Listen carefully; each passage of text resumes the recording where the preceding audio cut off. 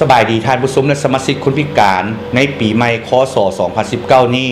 ที่กำลังติดตามรับชมรายการของพวกเขาทางสถานีโทรภาพแห่งชาติลาว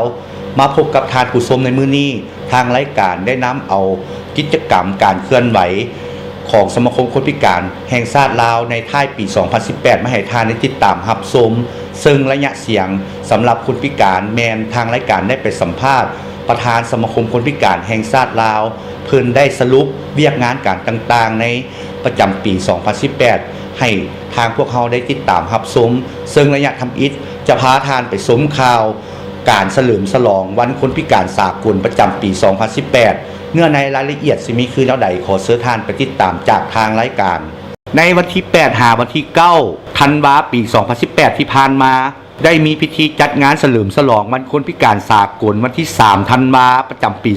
2018 อยู่ที่เดินธาตุหลวงนครหลวงเวียงจันทร์ให้เกียรติเข้าร่วมโดยท่านแสงอรุณหลวงราชห้องกองเลขาคณะกรรมการแห่งชาติเพื่อคนพิการและผู้อายุสูงกระทรวงแรงงานและสวัสดิการสังคมท่านท้องจันทร์ดวงมาลาลัยประธานสมาคมคนพิการแห่งชาติลาวบรรดาองค์การจัดตั้งทางภาครัฐสากลองค์การจัดตั้งของคนพิการสมาชิกคนพิการและบรรดาแขกจากภาคส่วนต่างๆเข้าร่วมกันอย่างพร้อมเพรียงวันคนพิการสากลวันที่ 3 ธันวาได้ถูกประกาศรับฮ้องเอาโดยการร่วมมือและความพยายามของวงคณะอนุญาตสากลซึ่งเป็นการระลึกถึงการหมุนเวียนบรรจบครบรอบของแผนการปฏิบัติงานต่างๆเกี่ยวกับการพัฒนาคนพิการในแต่ละปีสมัชชาใหญ่องค์การสหประชาชาติได้รับฮ้องเอาวันดังกล่าวนี้เพื่อส่งเสริมความเข้าใจและเป็นการยกสูงความรับรู้เกี่ยวกับสถานะของคนพิการในทุกๆด้านโดยแนะใส่ให้คนพิการได้มีส่วนร่วมในขงเขตเวียกงานต่างๆเช่นด้านการเมืองเศรษฐกิจสังคมและวัฒนธรรมสำหรับอยู่ในสปป.ลาวการเฉลิมฉลองวันคนพิการสากลวันที่ 3 ธันวาแม้นได้เริ่มแต่ปี 1996 เป็นต้นมาโดยการดำเนินงานของทางภาครัฐศูนย์การแพทย์ฟื้นฟูนาทีการสมาคมคนพิการแห่งชาติลาวองค์การจัดตั้งของคนพิการองค์การเพื่อมนุษยธรรมและการมีส่วนร่วมประจำลาวร่วมกับคณะกรรมการแห่งชาติเพื่อคนพิการและผู้อายุสูงเนื่อในสำคัญของการเฉลิมฉลองวันคนพิการสากลประจำปี 2018 ที่องค์การสหประชาชาติกำหนดออกมาแมนสร้างความเข้มแข็งให้คนพิการรับประกันการมีส่วนร่วมและสิทธิเสมอภาพในการจัดงานวันคนพิการสากลประจำปี 2018 แมนเพื่อกระตุกสุกยู่สร้างขบวนการเพื่อปลุกระดมโฆษณาเผยแพร่ข้อมูลข่าวสารอย่างกว้างขวางให้แก่สังคมได้รับรู้และมีความเข้าใจอย่างถูกต้องมีทัศนะที่ดีเด่นต่อกับความรู้ความสามารถและประสบการณ์ของคนพิการเพื่อเปิดโอกาสให้แก่เขาเจ้าได้มีส่วนร่วมในกิจกรรมต่างๆอย่างเหมาะสมและกว้างขวางภายในงานเฉลิมฉลองวันคนพิการสากลในปีนี้แมนได้มีส่วนร่วมได้เฮ็ดกิจกรรมกับสังคมเพื่อแสดงให้เห็นถึงความสามัคคีและการมีส่วนร่วมและการร่วมมือขององค์การจัดตั้งของคนพิการเกี่ยวกับการพัฒนาเวียกงานของคนพิการในสปป.ลาวภายในงานได้มีการจัดตั้งบูธวางแสดงผลงานของแต่ละองค์กรมีการแสดงศิลปะวรรณคดีของคนพิการและคนที่บ่เป็นพิการร่วมกันนอกจากนี้องค์การจัดตั้งของคนพิการได้ร่วมกับบริษัท Event for Good ได้นำเอาคนพิการไปลงทะเบียนแลน5 กิโลเมตรอยู่ในงานแลนเวียงจันทร์คลาสสิกลั่นที่ได้จัดขึ้นในวันที่ 9 ธันวาคม ปี 2018 ที่ผ่านมาโดยมีคำขวัญว่าสิทธิเสมอภาพและการมีส่วนร่วมสำหรับหมดทุกคนต่อไปจะพาท่านไปชมข่าวกองประชุมประจำปีของสมาคมคนพิการแห่งชาติลาวประจำปี 2018 ต่อด้วยข่าวกองประชุมเผยแพร่การปฏิบัติงานที่ดีของบรรดาองค์การจัดตั้งคนพิการในสปป.ลาวในวันที่ 12 ธันวาคม ปี 2018 ที่ผ่านมาได้มีการจัดกองประชุมประจำปีของสมาคมคนพิการแห่งชาติลาวประจำปี 2018 อยู่ที่โรงแรมรัศมีพลาซ่านครหลวงเวียงจันทร์โดยการเป็นประธานของท่านแสงอรุณหลวงราชห้องหัวหน้ากองเลขาคณะกรรมการแห่งชาติเพื่อคนพิการกระทรวงแรงงานและสวัสดิการสังคมท่านท้องจันทร์ดวงมาลาลัยประธานสมาคมคนพิการแห่งชาติลาว แขกที่เข้าร่วมที่มาจากสมาคมคนพิการแห่งชาติลาวต่างหน้าองค์การเพื่อมนุษยธรรมและการมีส่วนร่วมคณะบริหารงานของสมาคมคนพิการแห่งชาติลาวและภาคส่วนที่เกี่ยวข้องเข้าร่วมกันอย่างพร้อมเพรียงจุดประสงค์ในการจัดกองประชุมในครั้งนี้แม่นเพื่อสรุปผลงานการจัดตั้งปฏิบัติเวียกงานของสมาคมคนพิการแห่งชาติลาวทั้งศูนย์กลางและท้องถิ่นประจำปี 2018 และทิศทางแผนการในต่อหน้าของสมาคมคนพิการแห่งชาติลาวให้บรรดาสาขาแขวงได้รับทราบเพื่อสร้างโอกาสให้พนักงานและสมาคมคนพิการแห่งชาติลาวทั้งศูนย์กลางและท้องถิ่นได้แลกเปลี่ยนบทเรียนประสบการณ์เวียกงานในแต่ละท้องถิ่นพร้อมทั้งปรึกษาหารือแนวทางการเคลื่อนไหวเวียกงานและโครงข่ายการจัดตั้งของสมาคมคนพิการสาขาแขวงพร้อมทั้งอัปเดตข้อมูลการประสานงานภายในกองประชุมบรรดาแขกที่เข้าร่วมได้รับฟังการนำเสนอการจัดตั้งปฏิบัติเวียกงาน1 ปีผ่านมาและทิศทางในต่อหน้าของสมาคมคนพิการแห่งชาติลาวศูนย์กลางและบรรดาสมาคมคนพิการแห่งชาติลาวสาขาแขวงต่อจากนั้นก็ได้มีการนำเสนอโครงข่ายการจัดตั้งของสมาคมคนพิการแห่งชาติตามดำรัส 238 พร้อมกันนั้นก็ยังได้สนทนาปรึกษาหารือเกี่ยวกับแนวทางการปรับปรุงโครงข่ายการจัดตั้งของสาขาแขวงพร้อมทางแลกเปลี่ยนข้อมูลการประสานงานของสมาคมทั้งศูนย์กลางและท้องถิ่นกองประชุมเผยแพร่การปฏิบัติงานดีเด่นของบรรดาองค์การจัดตั้งคนพิการในสปป.ลาวในวันที่ 13 ธันวาคม ปี 2018 ที่ผ่านมาได้มีการจัดกองประชุมเผยแพร่การปฏิบัติงาน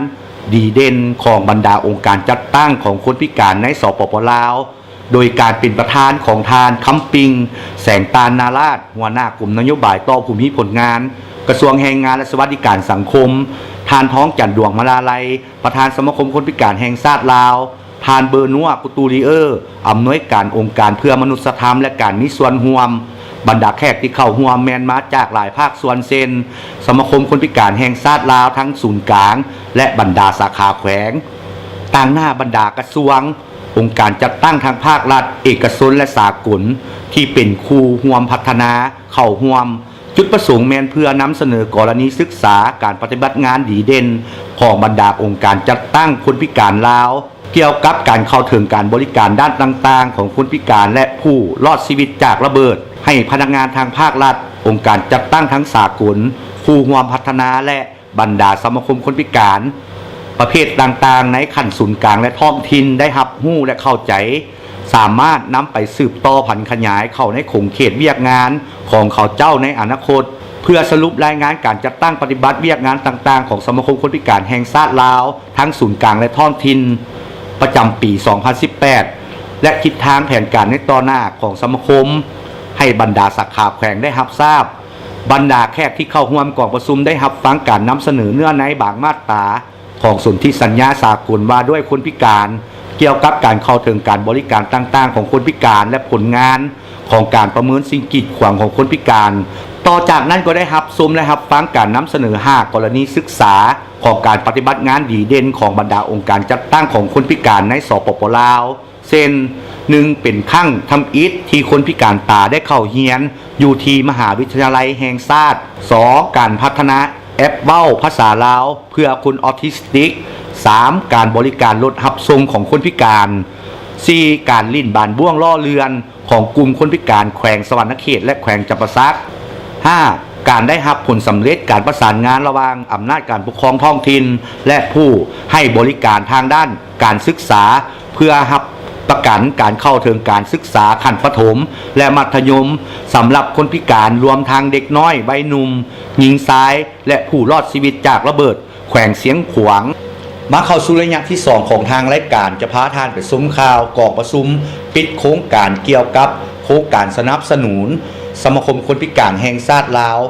การสร้างความอาจสามารถและส่งเสริมการเข้าร่วมอยู่ในสังคมอย่างเต็มส่วนของคนพิการอยู่ในสปป.ลาวต่อด้วยข่าวพิธีลงนามเซ็นบันทึกความเข้าใจโครงการส่งเสริมการมีส่วนร่วมของสังคมและกิจกรรมการสร้างรายรับสำหรับคนพิการโดยเฉพาะแม่หญิงพิการอยู่ในสปป.ลาวในวันที่ 14 ธันวาคม ปี 2018 ที่ผ่านมาอยู่ที่หอประชุมแห่งชาตินครหลวงเวียงจันทน์ได้มี การจัดกองประชุมปิดโครงการเกี่ยวกับโครงการสนับสนุนสมาคมคนพิการแห่งชาติลาวการสร้างความอาจสามารถและส่งเสริมการเข้าร่วมอยู่ในสังคมอย่างเต็มส่วนของคนพิการอยู่ในสปป.ลาวโดยการเป็นประธานของทานคำปิงแสงตาลนาราชหัวหน้ากลุ่มนโยบายต่อผู้มีผลงานกระทรวงแรงงานและสวัสดิการสังคมทานท้องจันทร์ดวงมาลาลัยประธานสมาคมคนพิการแห่งชาติลาวทานเบอร์นัวกุตูริอำนวยการองค์การเพื่อมนุษยธรรมและการมีส่วนร่วมบรรดาองค์การจัดตั้งของคนพิการต่างหน้าบรรดากระทรวงที่เฮ็ดเวียกคู่ร่วมงานพัฒนาและภาคส่วนที่เกี่ยวข้องเข้าร่วมจุดประสงค์ในการจัดกองประชุมแม่นเพื่อ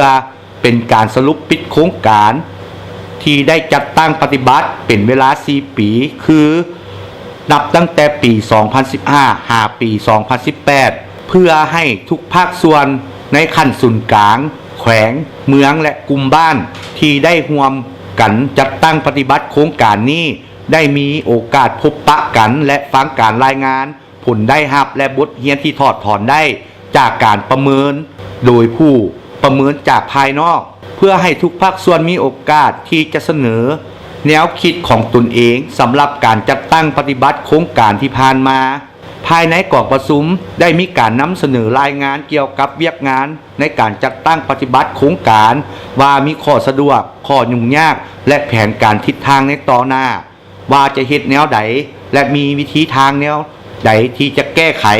มีการปรึกษาหารือระหว่างผู้เข้าร่วมกองประชุมและผู้จัดตั้งปฏิบัติโครงการพิธีลงนามเซ็นบนบันทึกความเข้าใจโครงการส่งเสริมการมีส่วนร่วมของสังคมและกิจกรรมการสร้างรายรับสำหรับคนพิการโดยเฉพาะแม่หญิงพิการอยู่ในสปป.ลาวในวันที่25 ธันวาคมปี 2018 ที่ผ่านมาอยู่ที่สมาคมคนพิการแห่งชาติลาวได้มีพิธีลงนามเซ็นบนบันทึกความเข้าใจโครงการส่งเสริมการมีส่วนร่วมของสังคมและกิจกรรมสร้างรายรับสำหรับคนพิการโดยเฉพาะแม่หญิงพิการอยู่ในสปป.ลาวระหว่างกระทรวงแรงงานและสวัสดิการสังคมต่างหน้าโดยกลุ่มนโยบายต่อผู้มีผลงานพิการและผู้อายุสูงและสมาคมซอยเหลือและสงเคราะห์แห่งประเทศญี่ปุ่นผู้เข้าร่วมในพิธีลงนามแมนมาจากผู้ต่างหน้ากลุ่มแผนการและการร่วมมือสากลต่างหน้าแผนกแรงงานและสวัสดิการสังคมแขวงสยามบุรีและแขวงอุดมไซต่างหน้าแผนกการต่างประเทศแขวงสยามบุรีและแขวงอุดมไซต่างหน้าสมาคมคนพิการแห่งชาติลาวจุดประสงค์แมนเพื่อพิธีลงนามเซ็นบทบันทึกความเข้าใจระหว่างกลุ่มนโยบายต่อผู้มีผลงานพิการและผู้อายุสูงกองเลขาคณะกรรมการแห่งชาติเพื่อคนพิการและผู้อายุสูงกระทรวงแรงงานและสวัสดิการสังคมและสมาคมซอยเหลือและสงเคราะห์แห่งประเทศญี่ปุ่นเพื่อประกอบส่วนเข้าในการพัฒนาเศรษฐกิจสังคมสร้างความรับรู้ความเป็นพิการให้แก่ชุมชนรวมไปถึงการมีส่วนร่วมในสังคมของคนพิการเพื่อเพิ่มรายรับให้แก่คนพิการโดยเฉพาะแม่หญิงพิการใน2แขวง5เมืองผู้ได้รับผลประโยชน์จำนวน160คนจากโครงการที่ตั้งของโครงการแมน2แขวงเป้าหมายคือแขวงสยามบุรี2เมือง1เมืองเพียง2เมืองปากลายแขวงอุดมไซแมน3เมือง1เมืองไซ2เมืองงา3เมืองหุนระยะเวลาของโครงการแมน2ปีเริ่มแต่มือลงนามอนุมัติจนถึงวันที่31 ธันวาคมปี 2020มูลค่างบประมาณของโครงการรวม 297,000 ดอลลาร์สหรัฐโดยได้รับทุนจากกระทรวงการต่างประเทศของประเทศญี่ปุ่นภายในพิธีดังกล่าวผู้เข้าร่วมได้รับฟังการประกอบคำคิดเห็นของทานนางคาซึมิคูโบต้าผู้ต่างหน้าจากสมาคมซอยเหลือและสงเคราะห์แห่งประเทศญี่ปุ่นและต่อจากนั้นทานคำปิงแสงตาลนาราชหัวหน้ากลุ่มนโยบายต่อผู้มีผลงานพิการและผู้อายุสูงก็ได้ขึ้นกล่าวประกอบคำคิดคำเห็นต่อในพิธีงานดังกล่าวหลังจากนั้นทั้งสองฝ่ายก็ได้ลงนามร่วมกันท่ามกลางสักขีพยานที่เข้าร่วมกิจกรรมแลกเปลี่ยนบทเรียนขององค์การจัดตั้งของคนพิการลาวในวันที่16 หาวันที่18 ธันวาคมปี 2018 ที่ผ่านมาอยู่ที่โรงแรมเกี่ยมทองเมืองวังเวียงแขวงเวียงจันทน์ได้มีการจัดกิจกรรมแลกเปลี่ยนบทเรียนขององค์การจัดตั้งของคนพิการลาว กล่าวประกอบคำคิดคำเห็นพร้อมทางกล่าวเนื้อในจุดประสงค์ในการจัดกิจกรรมแลกเปลี่ยนบทเรียนในครั้งนี้โดยท่านท้องจัดดวงมาลาลัยประธานสมาคมคนพิการแห่งชาติลาวโดยการเข้าร่วมกิจกรรมในครั้งนี้แมนต่างหน้าองค์การจัดตั้งของคนพิการแต่ละสมาคมของคนพิการแต่ละประเภทเข้าร่วมจุดประสงค์แมนเพื่อแลกเปลี่ยนบทเรียนในการจัดตั้งปฏิบัติเวียกงานการเฉลิมฉลองวันคนพิการสากลวันที่3ธันวาคมประจำปี 2018 ที่ได้จัดขึ้นในวันที่8และวันที่9ธันวาคมปี 2018 ที่ผ่านมาว่ามีข้อสะดวกมีข้อยุ่งยากและสิ่งที่พ้นเด่นภายในงานนั้นมีอย่างแน่ภายในกล่องประชุมก็ได้มีการแลกเปลี่ยนความคิดเห็นของแต่ละสมาคมอย่างกลุ่มไปกลุ่มมาในเวียกงานการจัดตั้งปฏิบัติเวียกงานขององค์การจัดตั้งของคนพิการหลังจากสำเร็จการแลกเปลี่ยนแล้วทางคณะรับผิดชอบก็ได้นำพาผู้เข้าร่วมเที่ยวชมสถานที่แหล่งท่องเที่ยวต่างๆในเขตเมืองวังเวียงและเฮ็ดกิจกรรมร่วมกันอย่างเบิกบานม่วนซื่นมาเข้าสู่ระยะเสียงสำหรับคนพิการในมื้อนี้ทางรายการได้ไปสัมภาษณ์ทานท้องจันทร์ดวงมาลาลัยประธานสมาคมคนพิการแห่งชาติลาวเพิ่นจะมาเว้าเกี่ยวกันกับการสรุปเวียกงานการจัดตั้งปฏิบัติของสมาคมคนพิการแห่งชาติลาวใน1ปีผ่านมาในประจำปี 2018 ว่าจะมีอย่างแน่ขอเชิญทานไปติดตามจากทางรายการ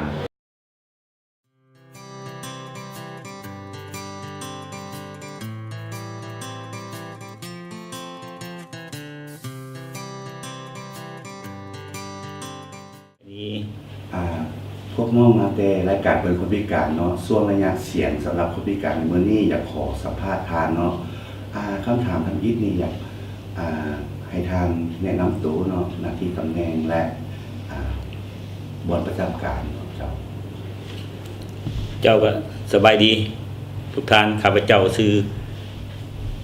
ทองแก่นดวงมาลาได้ประธานสมาคมคนพิการแห่งชาติลาวแล้วก็มีหน้าที่รับผิดชอบอยู่ทางสมาคมคนพิการนี้เนาะซึ่งว่าสำนักงานได้ตั้งอยู่บ้านโนนสว่างเมืองจันทบุรีนครหลวงเวียงจันทน์ถามต่อไปเนาะอยากให้ทางอ้ายสรุปเวียกงานของสมาคมคนพิการแห่งชาติลาวนี้เนาะใน1ปีผ่านมานี่มีอย่างแน่อ้ายโดยเฉพาะการจัดตั้งเคลื่อนไหวของสมาคมคนพิการแห่งชาติลาวของเฮาใน1ปีผ่านมาหันแม่นพวกเฮาได้พูดกันแล้วว่าที่ตั้งพระบทบาทของสมาคมคนพิการแห่งชาติลาวของพวกเฮาหันแม่นเป็นองค์การจัดตั้งทางสังคมเป็นองค์การจัดตั้งของคนพิการมีพระบทบาทศึกษาอบรมแล้วก็เต่าโฮมความสามัคคีช่วยเหลือซึ่งกันและกัน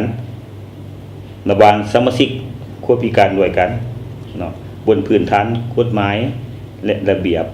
ของรัฐปกป้องสิทธิผลประโยชน์อันชอบธรรมของคนพิการฉะนั้นอยู่ในระยะ1ปีผ่านมานี้พวกเฮาก็แม่นได้จัดตั้งปฏิบัติโดยเฉพาะแม่นพวกเฮาได้มีการสรุปประจำปี 2018 เนาะ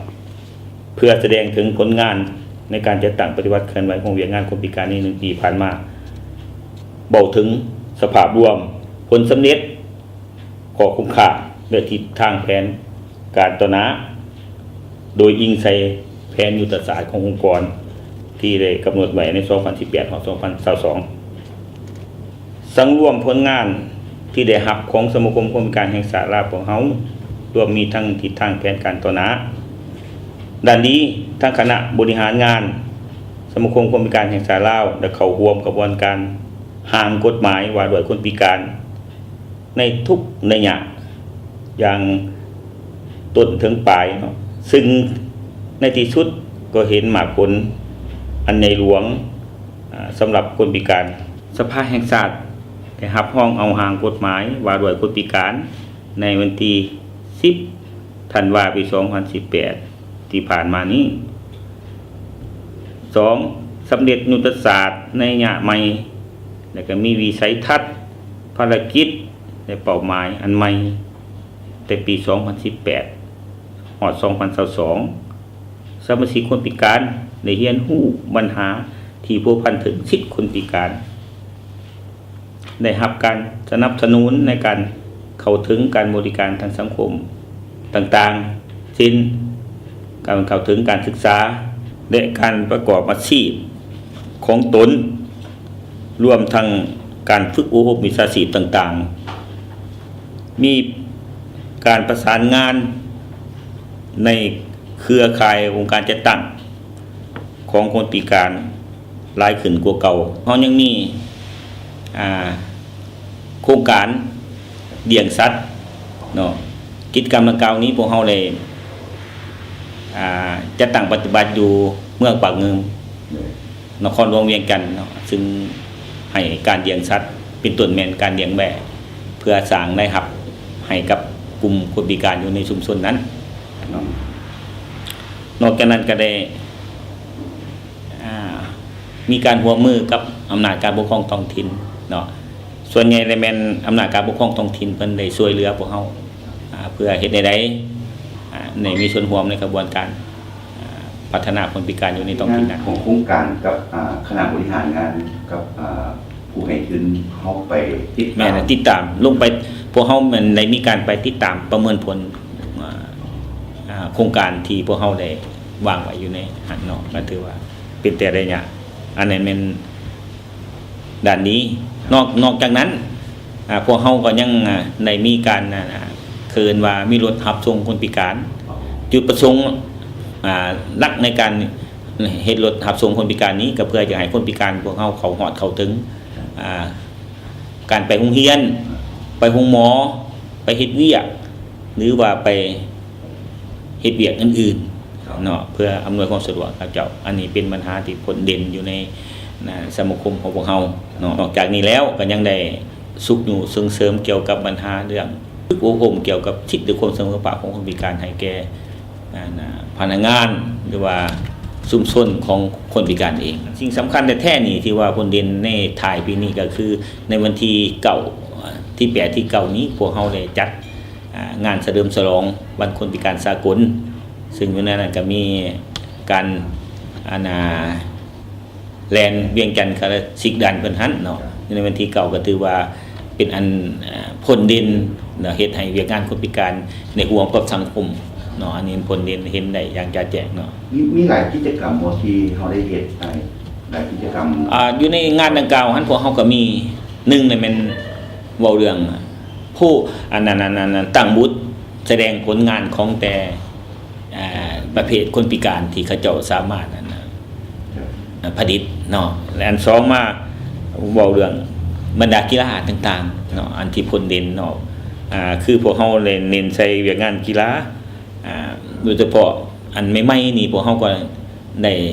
คนพิการพวกเฮาก็สามารถญาได้เหรียญคำคือทันเปี้ยเนาะถือว่ายกน้ำหนักเนาะได้อันนั้นได้เหรียญคำเนาะถึงได้สู้อยู่ในเวทีนั้นเนาะอันนั้นเห็นนางการแจกเป็นได้เห็นเนาะอันนั้นเป็นผลงานที่พวกเฮาสามารถญาได้ผ่านมา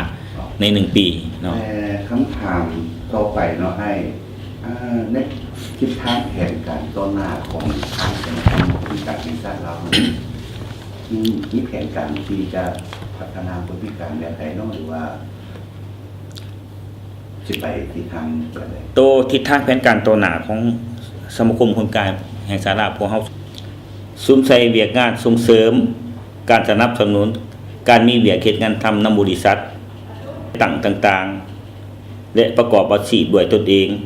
การเฮ็ดกิจกรรมสร้างรายรับขนาดน้อยให้แก่สมาชิกคนพิการในชุมชนเป้าหมาย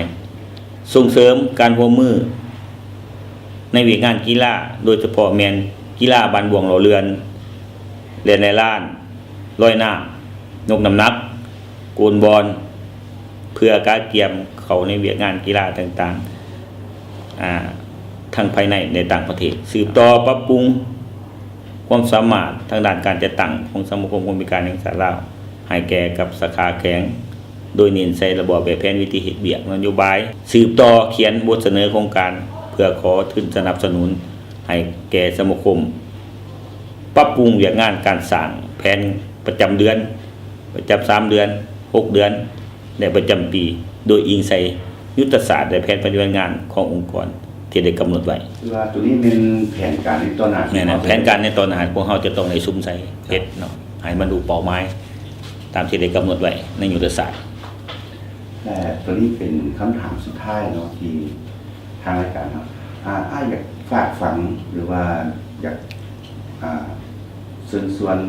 ท่านผู้ชมหรือว่าสมาชิกคนพิการเนาะใดที่กำลังติดตามอยู่ในขณะนี้นะครับ ข้าพเจ้าก็ขอเรียกร้องมายังบรรดาทานผู้ชมหรือว่าเพื่อนคนพิการทุกท่านที่อยู่ในสปปลาวเฮานี้อันหนึงเลยแม่นอยากให้เป็นเจ้าตนเองเนาะสร้างความเข้มแข็งด้วยตนเองบ่หวั่นไหวคลอนแคลนต่อสภาพการพันแปรต่างๆขอให้ลุกขึ้นต่อสู้ชีวิตของตนเองเนาะเพราะว่าพวกเฮาได้ข่าวดีในปีนี้พวกเฮาก็สิได้รับนโยบายหรือว่ากฎหมายของคนพิการออกสู่สังคมเนาะก็สิเฮ็ดให้สังคมได้รับผู้พวกเฮาหลายขึ้นเนาะอันนี้ขอให้บรรดาทานผู้สมาชิกคนพิการต้องมีความห้าวหันบุกหน้าบืนตัวเอาชีวิตรอดเนาะและบ่เป็นภาระแบกหามให้แก่สังคมแม่พวกเฮาก็ต้องได้พึ่งตนเองกุมตนเองสร้างความเข้มแข็งด้วยตนเองเนาะ ก็คือว่าเป็นกระบอกเสียงอันหนึ่งที่ให้ทางคนพิการเขาได้ฮู้หลายๆอย่างในทางสมาคมเขาได้ปฏิบัติ1 ปีผ่านมาเนาะว่ากิจกรรมต่างๆ เรียกว่าแผนทิศทางต่อหน้า ที่ทางเลยนะครับแต่กับอุ้งยังไงก็ทางรายการเขาขอขอบใจทางประธานหลายๆที่ได้ให้ข้อมูลข่าวสารต่างๆสำหรับสมาคมคนพิการแห่งชาติเราวันนี้เนาะว่ามันมีเรื่องงานอย่างต่างๆ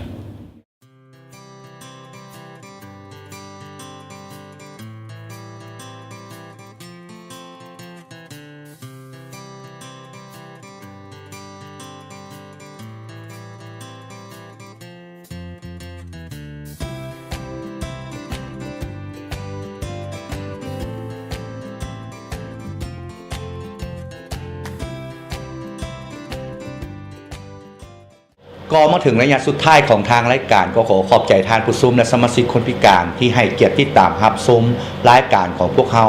ขอขอบใจเป็นพิเศษมายังโทรภาพแห่งชาติลาวที่เอื้ออำนวยรายการของพวกเขาตลอดมาท่านสามารถติดตามข้อมูลข่าวสารและเบิ่งรายการย้อนหลังได้ทาง